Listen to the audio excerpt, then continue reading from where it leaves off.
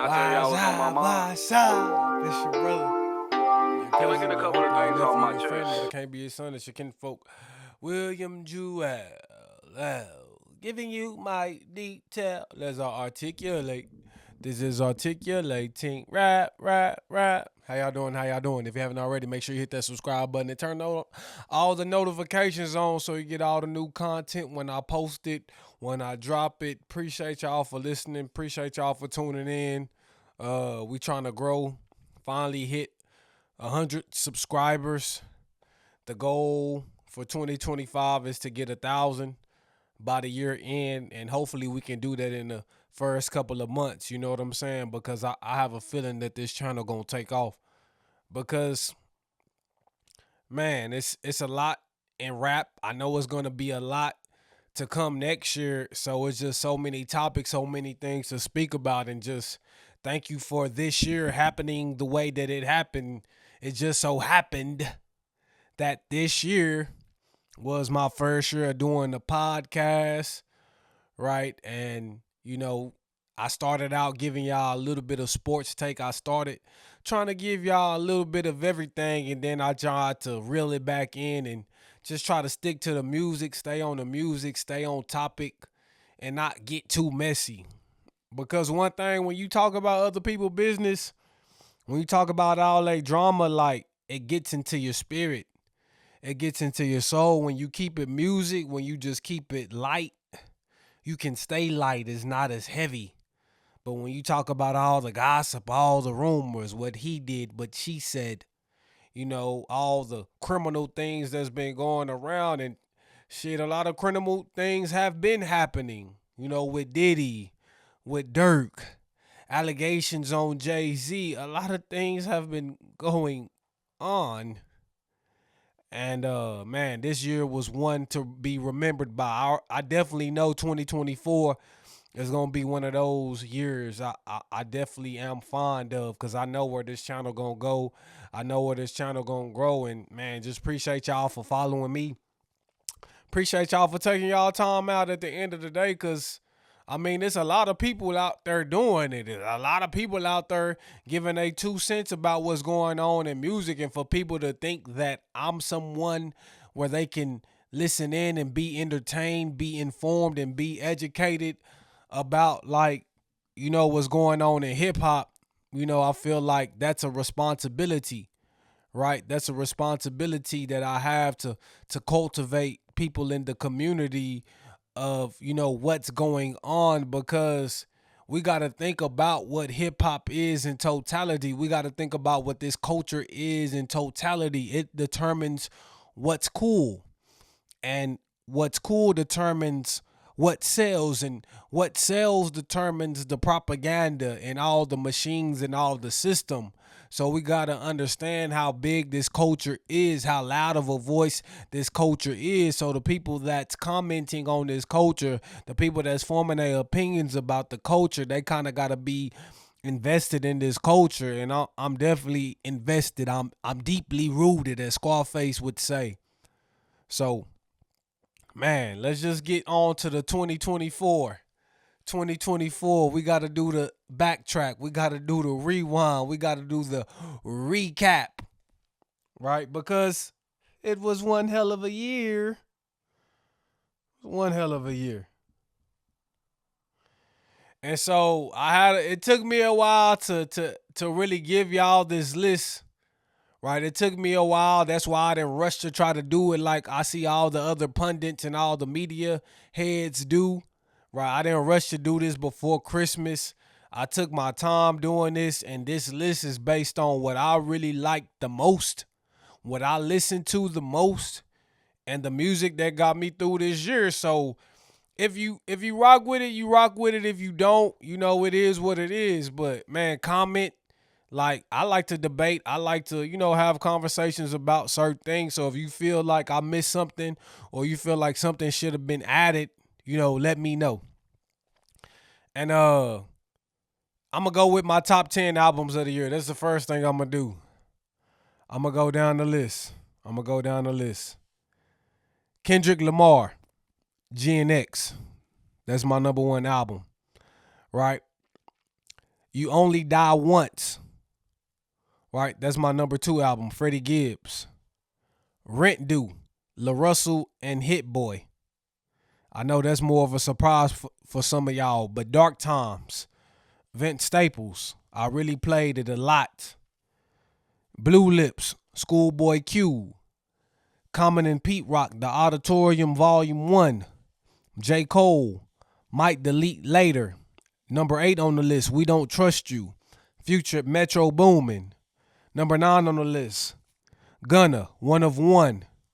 And number 10 and last on my top 10 albums list, we got The Death of Slim Shady by Eminem.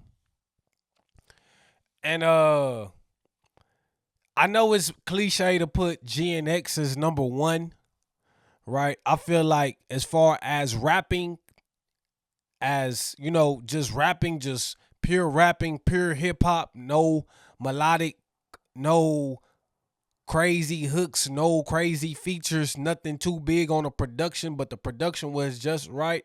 I feel like Freddie Gibbs really fits in that You Only Die Once. So Freddie Gibbs, I would like to put it number 1, but I can't put it number 1 because Kendrick gave you all the elements of hip hop, not just rapping, right? He gave you the rapping, he gave you the storytelling, he gave you the hits, he gave you some melodic, some R&B. He just gave you everything, every element that hip hop entails in that album. And I know another people might be asking, where's Tyler? Where's Doechii? Where are they at in your top 10 albums list? But Doechii, I kind of ran through that album once, maybe twice, tried to listen to it to give it a good review, and I like the album, but I feel like she not doing enough to touch my soul. She not doing enough to touch my spirit, and that's really my reasoning for not really being bought into the Doechii train. I really can't hop on it right now until she drops something prolific, right? We know that the creativity is there. Even with Tyler, we know that the creativity is there. We know he gave us some storytelling. We know he gave us some up-tempo. We know he gave us everything that you would want in a hip-hop album. But Tyler, his antics kind of turned me off. And so I kind of got to unwind. I got to unlearn what I've already learned about him to really be able to sit there and enjoy his music, because it's hard.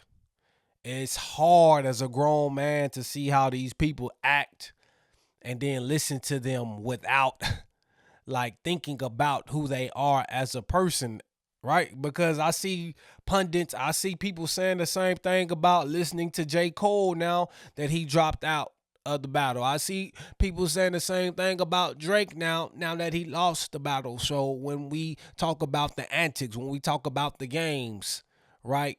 I'm talking about Jayceon, right? When we talk about the game and his antics, that's the reason he doesn't have a mural. That's the reason he's not given the credit that he deserves in the West Coast, because, like, that shit is just unattractive, right? And it makes it hard to listen to those people.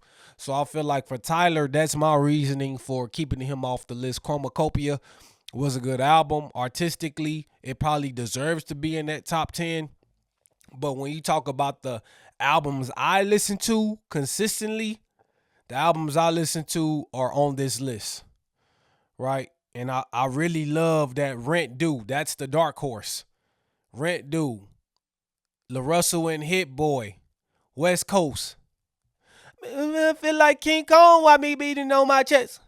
Like, independent, like, bro, like LaRussell, he just got this energy that's contagious. It's just like he always got a smile on his face. He always happy about what he doing. He's very, he's a light. Like, he's very vibrant. Like, his frequency is high when I listen to him. So it's just so easy to get into, and just 7 to 8 tracks with the Hit Boy, it was like that shit stayed on repeat. I couldn't quit listening to it. So, like, I gotta take La Russell over Doechii. I gotta take La Russell over Tyler.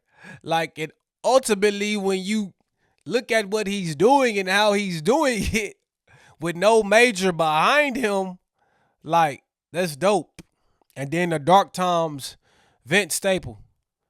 Like, man, just that lo-fi sound, but just that talking to you in common sense terminology. Like, come on now. Vince, like, so man, those are the reasons. Blue Lips, the more I listen to it, the more it gets better and better and better, and then you kind of understand it. We talk about Might Delete later, right? Another highlight of this list, like, it's just good rapping, right? Just good hip hop. When we talk about the Freddie Gibbs, that's what Might Delete later was, just good rapping besides the tracks that he did with Boss. And then also, you take away 7 Minute Drill, which he did take away from the album. I feel like, and then I didn't like I'm Ready 24. I didn't like that song with Cameron. So I feel like I think it was like a 12 track album. So out of that album, I pretty much like 8 to 9 tracks. So I feel like that's pretty good right there. Auditorium, man, that was just something I could just vibe to, just doing my yard work, just doing stuff around the house. Just an easy, digestible listen and soulful. We Don't Trust You, One of One. I feel like that's when we get into that trap bag. That's when we kind of get on to the other side of hip hop. Even though the Like That verse is really what made We Don't Trust You the album that it is, right? Overall, like, it did have some hits, it did have some bangers, but I think Like That has the staying power. Like, out of all the other tracks on that album, like, when you think about that album, you think about Like That. You don't think about any other songs.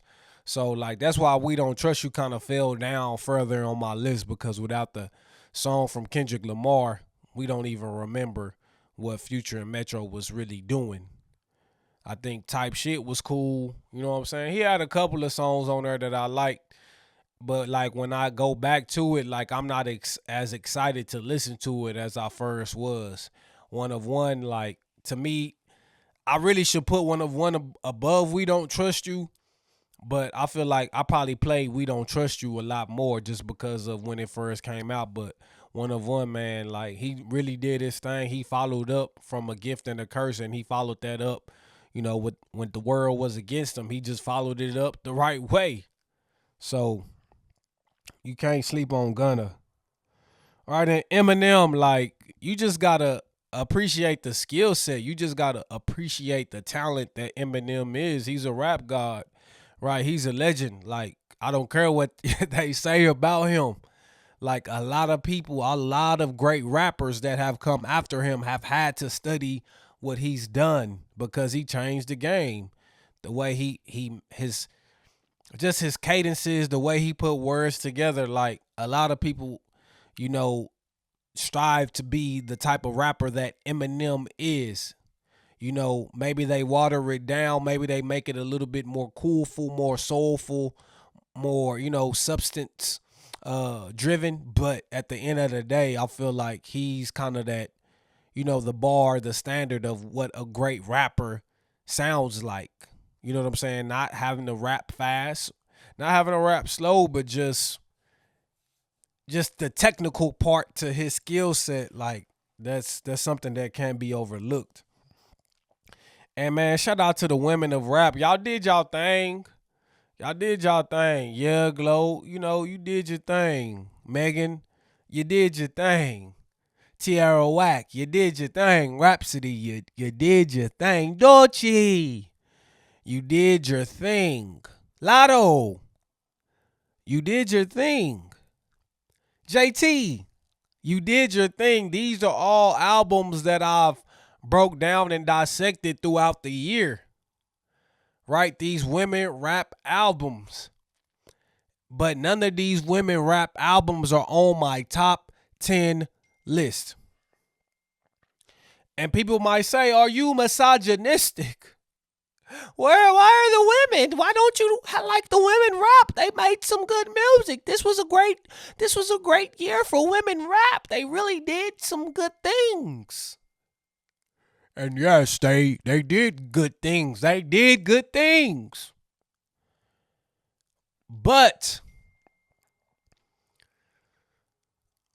Tierra Whack was probably the one that touched me the most. Maybe Rhapsody second. Tierra Whack was the one that, like, when I was listening to her, I didn't think she was a woman. I just heard good music. Like, when you hear a woman artist like singing on the R&B tip, it don't matter that they're a woman singing R&B. They just singing and it's just good music. It sounds good. Right? And one thing about the women rappers, sometimes when I hear them, they remind me that they're women. Right? They remind me that they're women. And yes, I have some toxic masculinity traits. Yes, I do. I don't give a damn. I ain't no soft ass nigga. I ain't gonna curl up for y'all puss ass niggas. Like, I'm going to keep it 100. I'm just gonna be me. I'm not gonna pander. But I told you about this pussy rap. I've said that in most of my reviews, and I'm not putting Tierra, I'm not trying to put Doechii, I'm not trying to put Rhapsody in that category, but I'm trying to tell you is when I heard the music, they reminded me that they were a woman. And I just want to hear good music, right? And so, like, the thing about the femininity of a woman, it just makes a man like me with such, strong masculine energy, it makes me uncomfortable at times. So it's hard to get into that feminine state of mind listening to music when I'm working out, when I'm driving, when I'm having to be in the man mind state, when I'm having to provide for my child, when I'm having to go to work every day, when I'm having to be a leader, when I'm having to be a husband to my wife. It's something about like that women music that I can't relate to. And I don't need it to like help me get in touch with my feminine side, because with all these responsibilities, with all the accountability that I got for myself, I can't allow that energy of masculinity to be drained. I'm just not on that type of time right now, right? I can wear the clothes, I can dress, I can, you know what I'm saying? I can flex, I could do all those things that are creative, that are, expressing myself like this. I can do all those things, but like when it's go time, I kind of got to dig from my bag, and my bag is a masculine bag. Like whether it be toxic or not, like I don't care.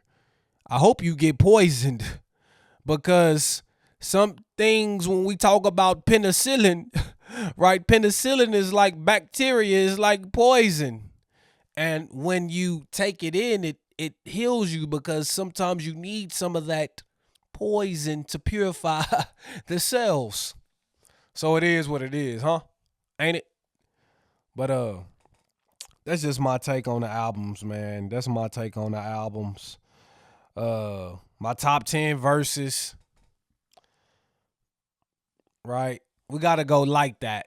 Kendrick, because I feel like that's what started the whole beef. That's what started everything. We gotta go like that. Motherfuck the big three. It's just big me. Right? And he laid the groundwork down from there, and then just how he ended the battle. Not like us. Right? The third verse. Like when he called Drake a colonizer. When Drake said he trying to rap like he trying to free the slaves. He was like, homie still double down calling us some slaves. You run to Atlanta when you need a check balance. Let me break it down for you. This a real nigga challenge. Like, come on, man. Like that verse is what put Drake in that coffin. So I feel like the first verse of the like that verse was the call out. This is the verse that put Drake in a coffin. But you know what? I'm going to give Drake his credit, and I'm going to go to the Family Matters in that second verse where he was killing Ross. And Ross is one of my favorite artists. But, man, what he said about Ross, what he said about Metro, what he said about ASAP Rocky, what he said about The Weeknd, what he said about everybody else except Kendrick, he was killing. And I think he said... Kendrick just opened his mouth. Someone please hand me them Grammy right now. Hey, that flow, hey, Drake got off on that flow. Like, I can't deny Drake on that flow. Like that second verse of Family Matters, man, that was good music right there. I mean, Family Matters, that was a good song too. But you know what I said, Meet the Grams took all their out that, but that's further on, and then Pie, J. Cole. And then really the reason why I say Pie is because he had Daylight and Ab Soul, and he still took the soul from them. And he really went in there when he was talking about transsexual. I don't know what the fuck he was talking about. But that's a controversial line, but he went in on Pie. Like when I heard Pie, I was like, J. Cole different. Like J. Cole different. And Fuel JID. Come on now. JID. I love JID. JID is my guy. JID is he's Kendrick and Wayne offspring. Like if they matched their chromosomes and DNA together, they would get JID. So what he did on Eminem's Death to Slim Shady album on Fuel, like he just showed me like he's there. He's ready. He just needs the spotlight. He just needs to shine. Why won't they give it to him?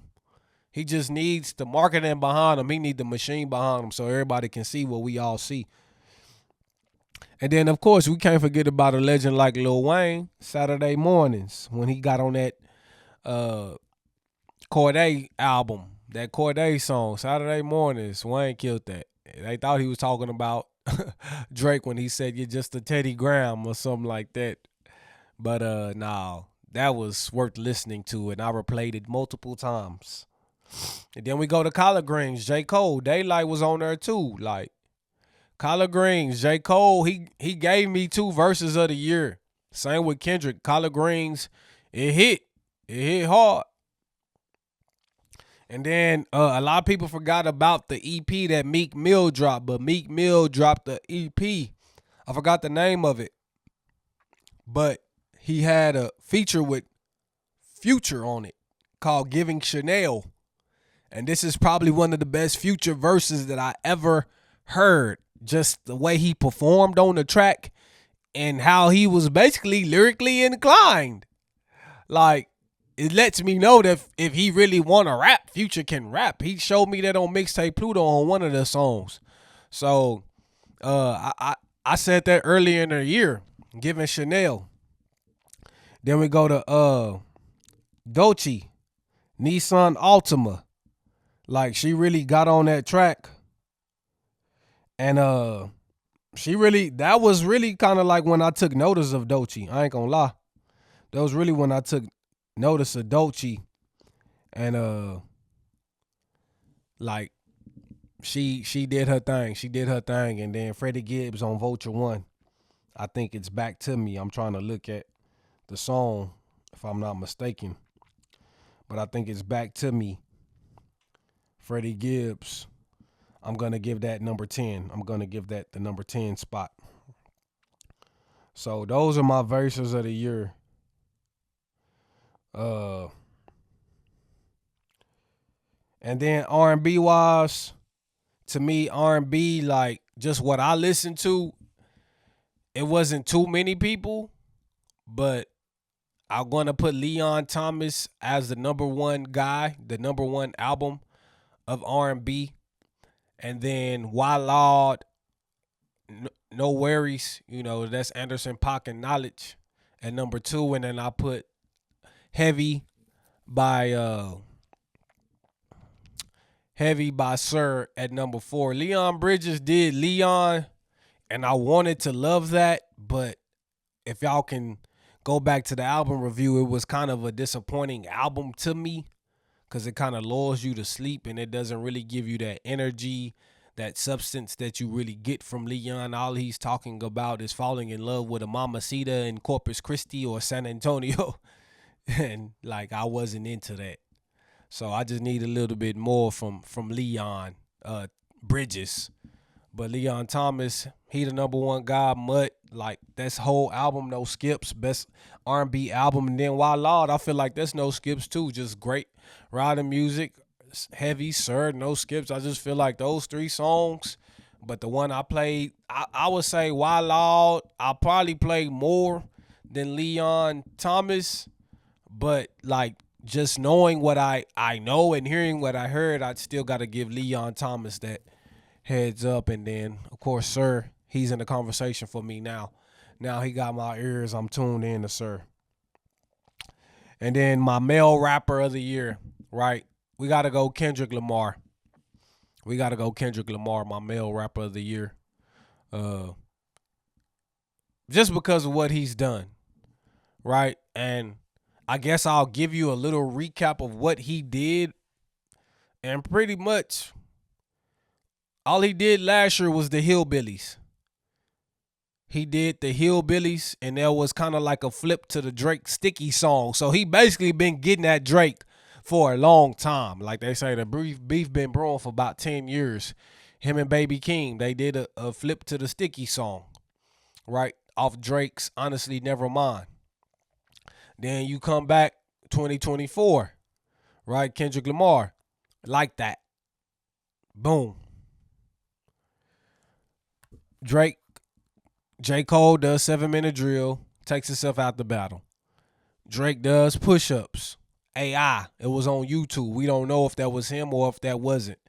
Okay, he said, yeah, this me. He owned up. He fixed a couple things, tweaked it a little bit, put it on DSPs. Boom. All right. They say 17 days later. Well, okay. Now they said Taylor Made Freestyle when he did Snoop. He did Snoop voice. He did Tupac voice. And he was trying to do a 8 Mile like Eminem type of flow and trying to get ahead of things and tell Kendrick to what he needs to rap about. Tell him I like little girls. That's a gift to me. Right? So he did that. Then Kendrick dropped Euphoria. Right? Euphoria, that's one of the best songs like in 2024 just from a skill set. You know what I'm saying? From a skill set, from a breakdown of somebody's personality, a breakdown of the outside looking in of somebody's discrepancies, shortcomings, flaws. Like when you roast a nigga, like that was Euphoria. Right? And then he followed that up with 616 in LA. And that was like more of a battle cry. God, my confession is yours, but who am I if I don't go to war? There's opportunity when dealing with loss. I discover myself when I fall short. Like, he didn't want to do it, but he had to. Like, and that's probably another verse of the year, but I let people make it. I ain't trying to do a whole bunch of Kendrick. But I feel like that first verse of 616, that's probably my favorite verse of the year. That's my favorite verse of the year. Boom. He did 616 in LA. Drake comes with Family Matters. Boom. 37 minutes later. Meet the Grams. And less than 24 hours later. Not Like Us. Boom. He won. Drake's comes with Heart Part 6. Okay. Kind of throwing the surrender flag up. He goes to do the What Guan Delilah. He does a She My Everything with Sexy Red. Try to rap on a BBL Drizzy beat. Then boom. He does 100 gigs. We got No Face, which one of my favorite Drake songs that dropped this year that really didn't get enough love, didn't really get enough attention. But I did like No Face. Because I'm a journalist. I want to call myself a hip-hop journalist at this point. I want to keep it fair, right? And try not to be so biased. And then, boom, Kendrick, watch the party die. I think it's time to watch the party die. Like, he killed that. So, like, he just had one hell of a year. And before all those songs came out, we got the Not Like Us video shoot. No, before we got the pop-out show, Juneteenth. And then we got the Not Like Us video shoot. Then you got the 100 gigs. Then that's when you got Watch the Party Die. Then from there, you got. So before Watch the Party Die, you have the Super Bowl announcement, right? Then you got all the, you know what I'm saying, beef and all the, you know what I'm saying, takes with all that with Lil Wayne. Then boom, you got Watch the Party Die.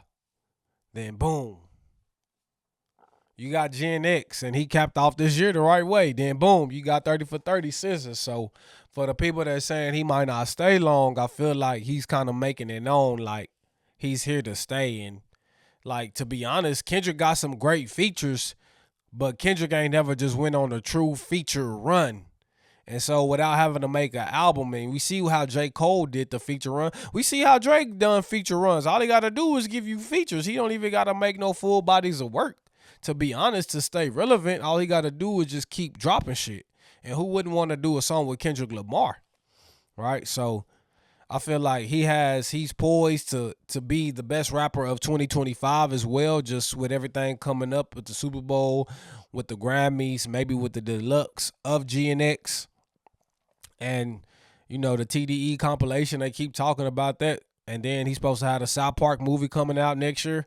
So this supposed to be a big year for Kendrick Lamar. So he's just my best rapper of the year. Like, I feel like that's kind of undeniable. Right? And then my female rapper of the year, I give it to Glorilla.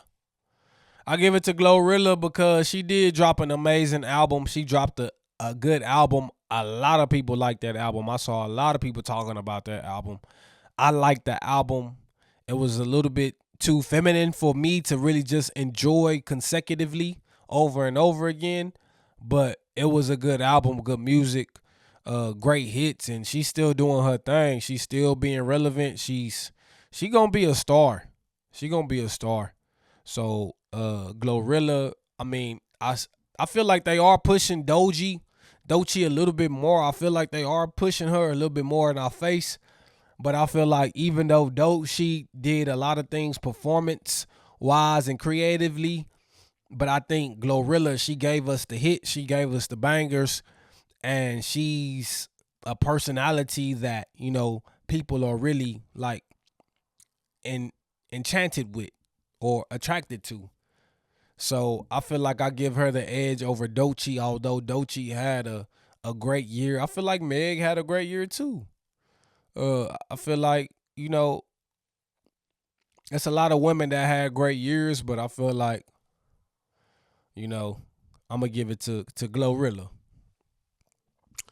So, and my R&B artist Leon Thomas, my R&B artist.